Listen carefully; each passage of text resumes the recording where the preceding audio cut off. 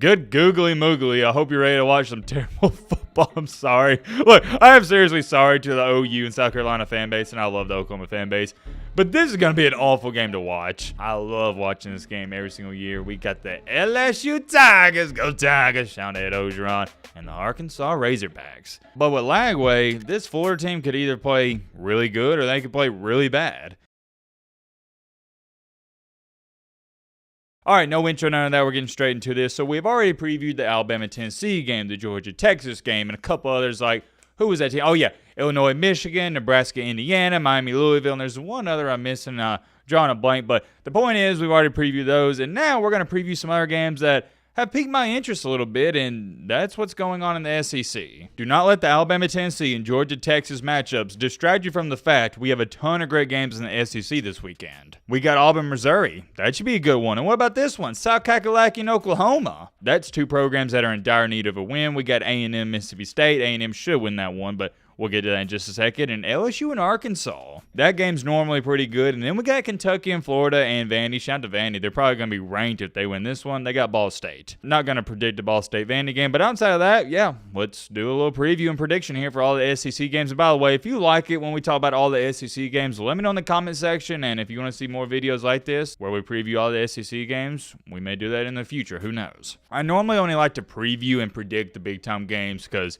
well, that's what you guys want to see. And I like to make content that people want to see. Your boy Matt's a fan of the people, and I get the people what they want. Let's start out with Auburn, Missouri first, since they do kick off at 11 a.m. And as where it says right now, Missouri is a 4.5-point favorite, rightfully so. Missouri is, in my humble opinion, not a top 25 team. They have been arguably the biggest disappointment, not just in the SEC this season, but in the entire landscape of college football. It's been that bad. I mean, I legitimately thought Missouri was going to be competing for a playoff spot, but now, no, they have no shot. This team has been so bad this year. Their record says 5-1, but it feels like they're 2-4. On the flip side for Auburn, their record is a great indicator of how their season has went. Not so good. And what's really unfortunate for Auburn, and I hate to play this if and but game, if they had a different quarterback, a good one at that, they'd probably be 6-0. Well, actually, that Georgia game, okay, we'll say they would have lost the Georgia one, but they'd have been 5-1 easily. And I will continue to say this, Auburn is not a bad football team. They can compete with the big boys in the SEC. It's just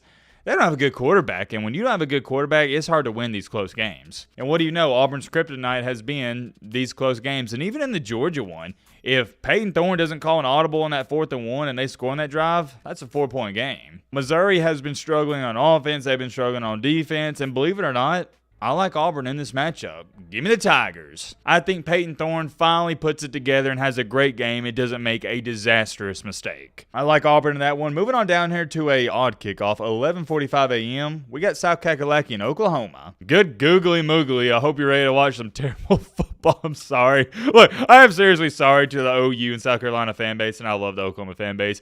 But this is going to be an awful game to watch. Oklahoma's offense sucks. South Carolina's offense, I'm not going to say they suck, but they're not too much better. Lenore Sellers couldn't hit the broadside of a barn. He's just not very good at passing. However, when he gets in open space and they got some quarterback design runs for me, he's pretty good. Oklahoma's defense is outstanding. I'd be shocked if either of these teams got into the high 20s. I'm not even talking about high 30s, guys. High 20s. It's going to be a battle of field position. By the way, South Carolina has some NFL edge rushers on that team, so watch out for them. They made Alabama's offensive line look like chumps, and Alabama's offensive line has been outstanding this entire season. That's bad news for Mike Hawkins. Man, this is really a coin toss for me, and as where it's standing, okay, Oklahoma is favored by 1.5 points. I guess that is right since they are the home team. Whoever would have been home team, they probably would have been favored. Just due to the fact I think OU is a little bit more talented than South Kakalaki, that's what I'm going to roll with. Give me the Sooners. I am extremely worried about OU's offensive line, how they're going to hold up against guys like Dylan Stewart. Dylan Stewart is going to wreak havoc. It's not going to be a good day for that O-line. But I love that OU defense. I'm going to roll with them. Not confident in it whatsoever. Moving on down here to our 3:15 kickoff, another weird kickoff time. We got A&M, the Aggies, shout out Mike Elko, and Mississippi State. Hey, man, Mississippi State, they gave Georgia a run for their money last week. They only lost by 10 points and put up a 31 burger. This is the definition of a trap game. You got 5-1 A&M. I believe they're 3-0 on the SEC, so they're leading the SEC against Mississippi State, one of the worst programs right now in the SEC. I'm not going to sit up here and waste your time and pander to you. I got A&M win this game. I wouldn't say it'd take a Christmas miracle for Mississippi State to pull off this upset because they're only 16-point dogs. Remember, Vandy was like 24-point dogs against Bama.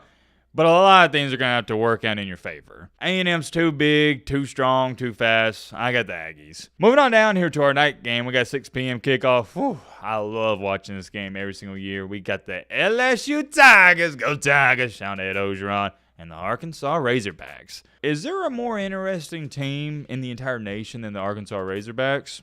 I don't think so. They're not a great team, but they're a really good team. By the way, they should be 5-1. I'm going to say this probably 3 years from now.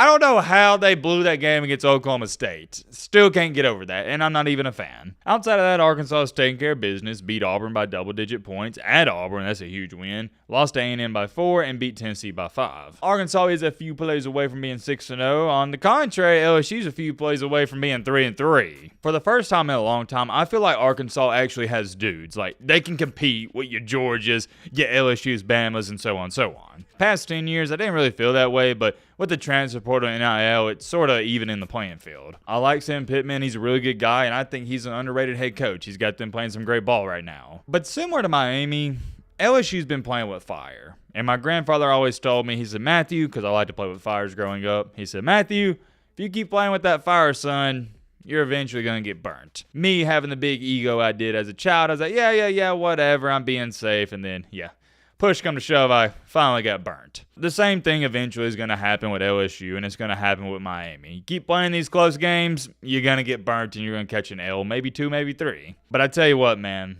I love me some Kyron Lacey, and I love me some Garrett Nussmeier. Garrett Nussmeier is one of my favorite quarterbacks in the nation. He did struggle last week against Ole Miss, but it doesn't really matter because he made up for it. I don't think he's going to have as many mistakes as he did against Ole Miss in this Arkansas game, and for that reason, I'm going with the Tigers. Really confident in that one. Kind of shocked LSU's only favored by 2.5 points. I thought that line should be around 5 or 6. And last but not least, on our slate, I do want to make this a short, simple, and sweet video. We got Kentucky. The Wildcats just lost to Vandy. They lost to the Nerds, just like Alabama. Come to find out, Vandy's not actually a bad team. And the Florida Gators. Oh, man. I feel so bad for Florida. You had that game last week. You really did. That would have been a big momentum shifter for their season. Even though you lost Graham Mertz, if you would have walked out there with a win in Tennessee's home stadium, in Neyland Stadium, that would have been so big for team morale. Unfortunately, you don't go for 2 at the end of the game. Still can't get over that. Billy Napier, buddy, why are you not going for 2 there? I don't even want to get on a 2-point conversion rant, but yeah, like I was saying, you lost the game. DJ Lagway comes in. He struggled outside of that one throw at the end of the game to tie it, and yeah, he's your guy moving forward. As where it stands right now, Kentucky is a 1.5-point favorite, and guys, this is why I wanted to talk about all these SEC games, because if you go back and look at it, Alabama, 3-point favorite. Missouri, 4.5-point favorite. Oklahoma, 1.5-point favorite. LSU, 2.5-point favorite. Texas, -5, and UK, -1.5. I can't remember the last time all these SEC games have been around 2 to 3, 4 points. At least that is when it comes to the spread. And it's for a good reason. Like I stated in this video, these should all be interesting games. Will we catch a blowout here and there? Yeah, probably, but for the most part, they should be pretty good. Getting back on track here, Florida, well, you lost QB1 and now it's QB2 time. And I already know some Florida fans are going to be flying to the comment section saying, Matt, well, it's not too big of a drop-off. DJ Lagway's really good. 5-star credit. Dude, just be quiet. I'm going to stop you right there. It is a big drop-off. It's not major drop-off, but it is pretty big. DJ Lagway, as good as I think he's going to be in a couple years and as talented as he already is, he's not ready for SEC ball. He's not. Kind of like Nico Iamaleava. I think he's going to be great in 2 years, but right now, nah, he looks like cheeks. I like Graham Mertz a little bit more because he was a seasoned vet. He could read defenses properly. He's just been playing a long time, and that's what comes with experience. DJ Lagway is going to get confused by a lot of coverages, just like he got confused on one of his very first passes against Tennessee. You're going to hit some bumps in the road. However, with that being said, he's going to make some spectacular, and I mean spectacular, plays. Just like he did against Tennessee on that 3rd and 18, he's going to do stuff like that moving forward. But my biggest question is, especially in this Kentucky game, Can he limit the mistakes? You can't go out here in SEC play and have 2 interceptions. Game's over. Unless your defense pulls off some Houdini act, you have 2 or 3 interceptions, more times than not, you're going to lose. Fortunately, that Florida defense did look slightly better against Tennessee, but is that more of an indictment on Florida's defense has improved, or is that more of an indictment on Tennessee's offense just isn't good at all? We'll be able to answer that question as the season continues to go on. On the flip side for Kentucky, well, you lost to Vanderbilt. Like we talked about, Vanderbilt is a respectable opponent, but, you got to win that one, especially at home. Kentucky is who I thought they were heading into the season. A solid team. Outside the South Kakalaki game, they lost to Georgia by 1. That was a great performance. And you beat Ole Miss, and then you lose to Vandy. Kentucky's got a decent defense, but here's what it comes down to for me. I'm not very high on this Kentucky football team. Like I said, they're solid. That's it. I know what I'm going to get out of them. They're not going to play spectacular. They're not going to play bad. But, and I have a big but, with Florida, with DJ Lagway in there, I don't know what to expect. With Graham Mertz in there, I was confident. It's why I picked them to upset Tennessee, and they would have won that game if he didn't get hurt. But with Lagway, this Florida team could either play really good or they could play really bad. And that concerns me, especially when it comes to picking these games. There's no way if I was a betting man I'd even touch this one. Here's what really scares me.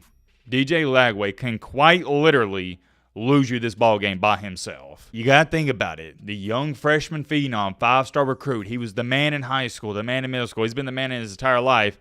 First career SEC start, he wants to put on the cape and be Superman. And that is dangerous because you don't need him to do that. Just play your role, do your part. When he tries to be Superman, that's when mistakes are going to happen. Graham Mertz knew who he was. He wasn't going to try to be Superman, just do his job. With all that being said, I like Florida in this game.